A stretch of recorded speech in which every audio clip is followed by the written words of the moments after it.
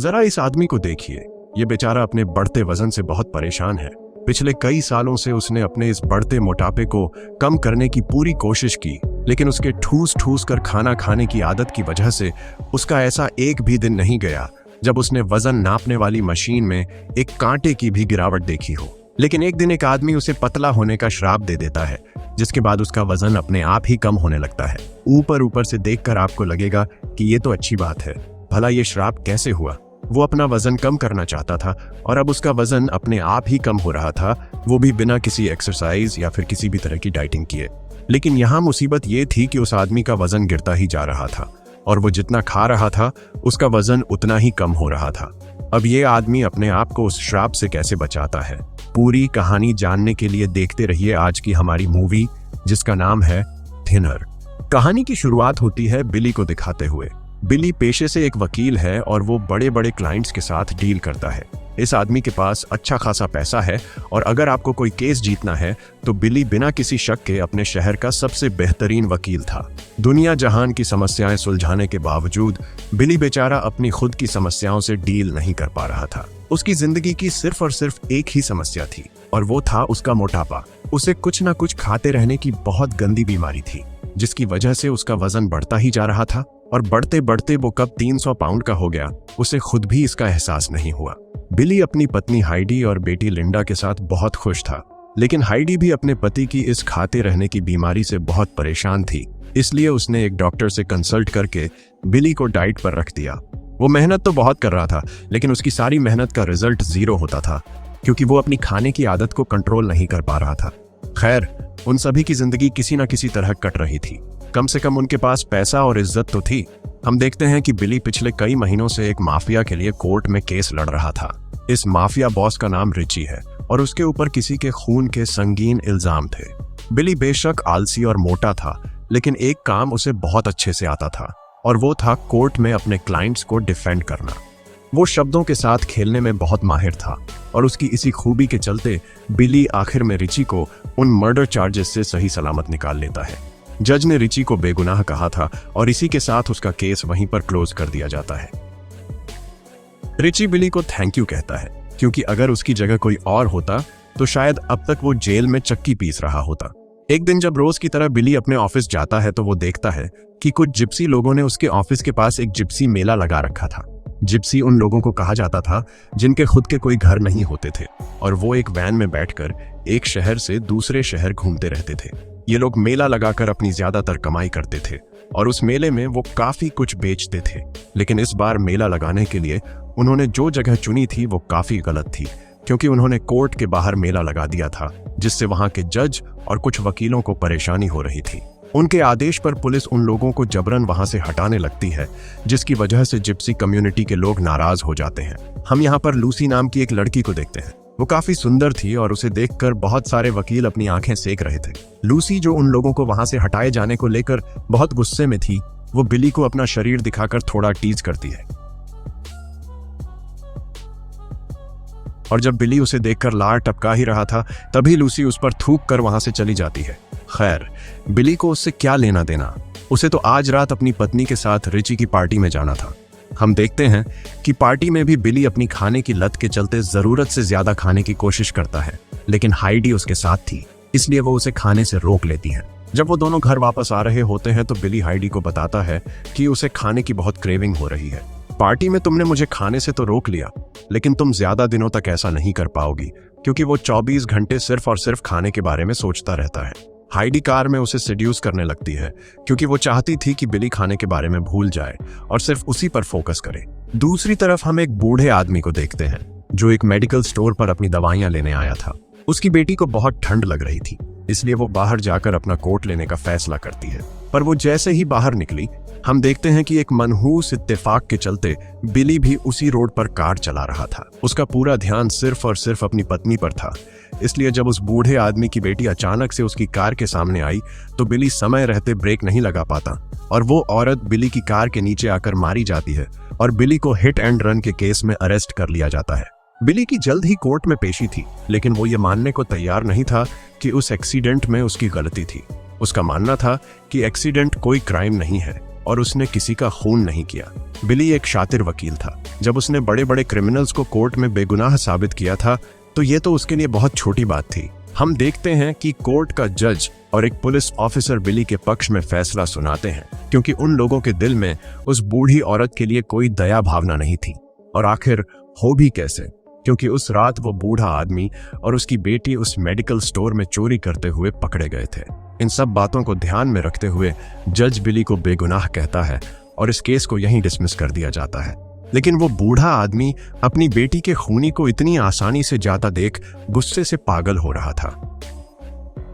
बिली जैसे ही कोर्ट के बाहर आता है, वो बूढ़ा आदमी तुरंत उसके पास जाता है। वो बिली के गालों पर अपना हाथ फेरता है और एक शब्द बोलकर वहां से चला जाता है।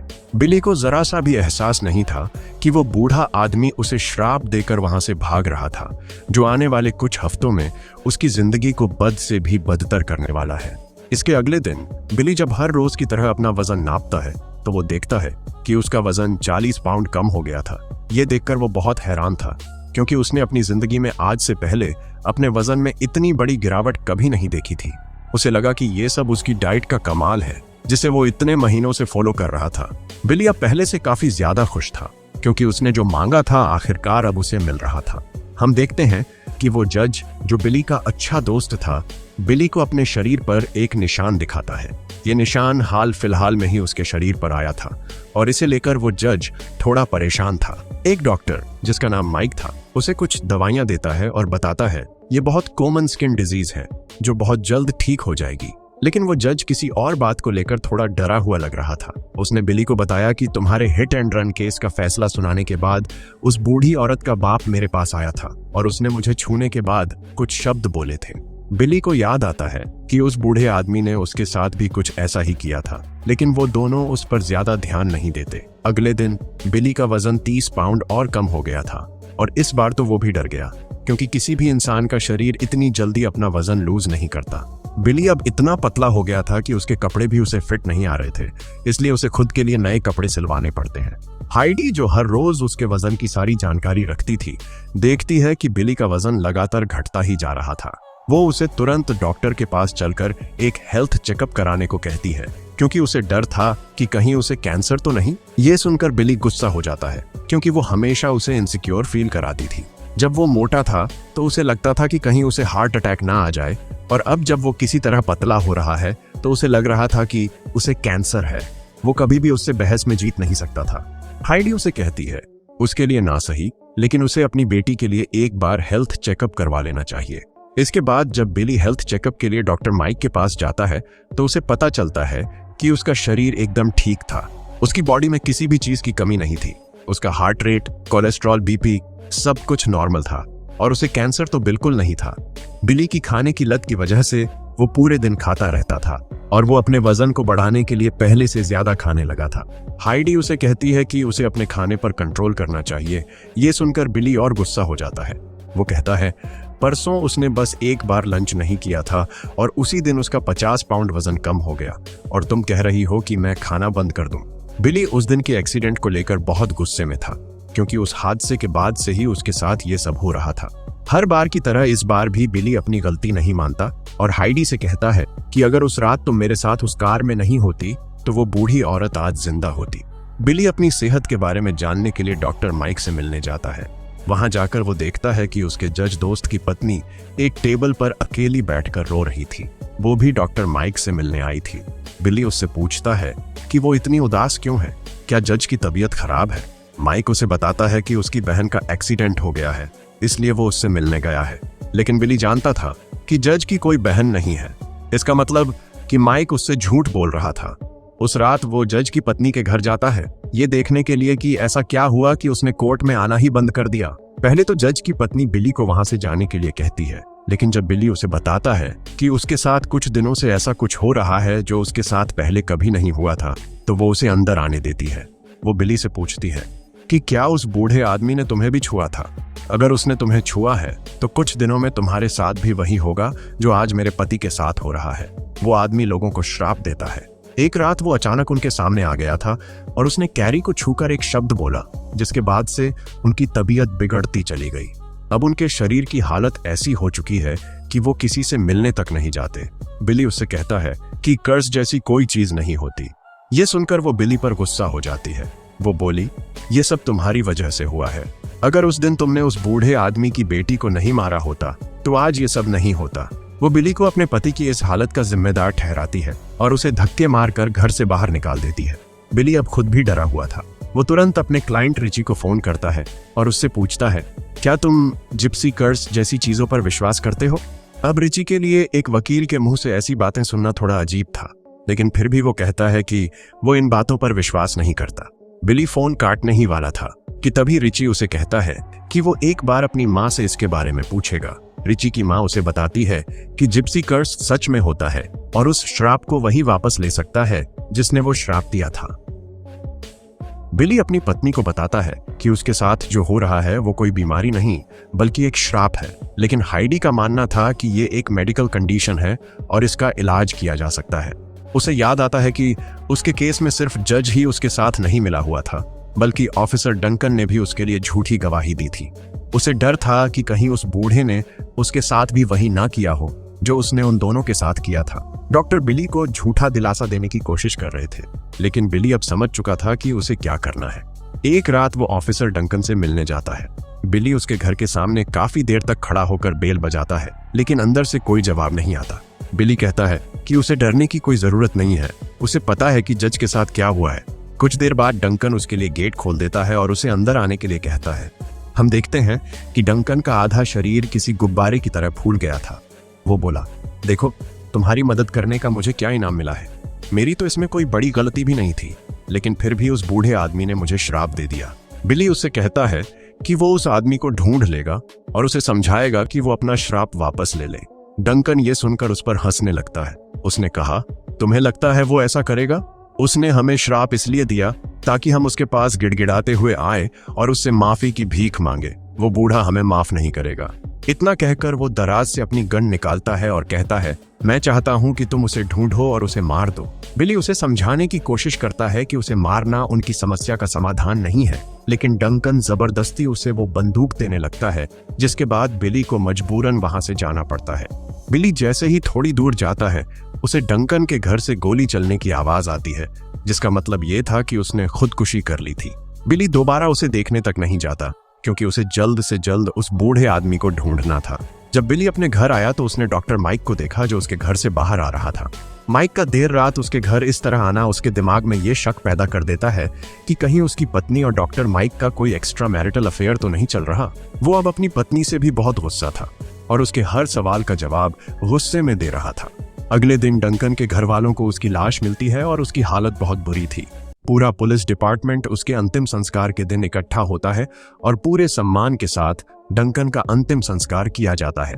इसी बीच माइक बिली से कहता है कि उसे दोबारा क्लिनिक जाकर अपनी दवाइयों पर ध्यान देना चाहिए, लेकिन बिली उस जगह जाकर अपना समय खराब नहीं करना चाहता था। बिली इस बात से बहुत ज्यादा गुस्से में था कि उसकी खुद की पत्नी अपने पति पर भरोसा करने से ज्यादा उस डॉक्टर की बातों पर भरोसा कर रही थी, ये जानते हुए भी कि उसके साथ जो हो रहा है वो बिल्कुल भी नॉर्मल नहीं था। इसके बाद बिली अपने एक दोस्त के पास जाता है। वो जानना चाहता था कि वो बूढ़ा आदमी कहाँ गया है। बिली को पता चलता है कि जिस बूढ़ी औरत को उसने मारा था वो उसी बूढ़े आदमी की बेटी थी। वो बूढ़ा आदमी 110 साल का था और कोर्ट के बाहर जो लड़की उसे इशारे कर रही थी वो उसी बूढ़े आदमी की पोती थी। ये लोग सीजन खत्म होते ही तुम्हें पास के ही एक शहर में मिल जाएंगे, लेकिन बिली के पास इतना समय नहीं था क्योंकि वो हर दिन पतला होता जा रहा था। इसके बाद जब बिली दोबारा अपने घर आता है तो वो देखता है कि एक बार फिर माइक की कार उसके घर के बाहर खड़ी थी। वो जब चुपके से अपने घर के अंदर आता है तो देखता है कि माइक और उसकी पत्नी आपस में बात कर रहे थे। वो दोनों किसी कोर्ट केस के बारे में बात कर रहे थे। बिली से ये देखा नहीं जाता और वो उनके बीच में बोल पड़ता है। वो समझ गया था कि वो दोनों उसके पीछे पीछे किसी तरह की खिचड़ी पका रहे थे, लेकिन वो ना तो उनसे इसके बारे में कोई सवाल करता है और ना ही उनसे लड़ाई करता है। हम देखते हैं कि बिली चुपचाप घर छोड़कर चला जाता है और जाने से पहले उसने हाइडी के लिए एक लेटर छोड़ा था। उस लेटर में उसने लिखा था कि वो उस बूढ़े आदमी को ढूंढने जा रहा है, वो जल्द ही वापस लौट आएगा। अगर उसके और माइक के बीच कुछ चल रहा है तो उसके आने तक उन दोनों के बीच सब कुछ खत्म हो जाना चाहिए। बिली जब अपने दोस्त की बताई हुई लोकेशन पर पहुंचा तो उसने पाया कि जिप्सी लोग वहां से एक दिन पहले ही जा चुके थे। जिस जगह पर वो रुके थे। उस जगह के मालिक से बिली पूछता है कि वो लोग कहाँ गए। वो आदमी बिली को बता देता है कि वो लोग किस ओर गए हैं, लेकिन उसके बाद वो बिली से $800 मांगता है। वो बिली की मजबूरी का फायदा उठा रहा था, क्योंकि बिली के जाने के बाद हाइडी ने उसके मिसिंग के पोस्टर छपवाए थे और उसका पता बताने वाले पर $10,000 का इनाम भी रखा था। इसके बाद बिली रात गुजारने के लिए एक होटल में जाता है, लेकिन जब वो कार पार्क करके ऊपर जा रहा होता है तभी वो दीवार पर एक पोस्टर देखता है। वो पोस्टर उन जिप्सी लोगों के मेले का था। बिली बिल्कुल भी इंतजार नहीं करता और भागकर उनके पास जाता है। वो बूढ़ा आदमी और लूसी वहां के लोगों को एंटरटेन कर रहे थे। बिली देखता है कि वो अकेला नहीं था जिसे उस आदमी ने पतला होने का श्राप दिया था। उसके जैसे और भी बहुत सारे लोग थे जो पतले होते होते इतने पतले हो गए थे कि उनका शरीर एक गुड़िया जैसा बन गया था और वो जिप्सी लोग उन्हीं गुड़ियों को मेले में बेचते थे। लूसी जब बिली को देखती है तो वो तुरंत उसे मारने के लिए उसका पीछा करने लगती है। इससे पहले कि वो उन लोगों के हाथ लगता, एक आदमी सही समय पर बिली को वहां से भगा ले जाता है। ये आदमी कोई और नहीं बल्कि वही जज था और वो भी उस बूढ़े आदमी को ढूंढ रहा था। हालांकि उन लोगों ने उनका पीछा नहीं छोड़ा था।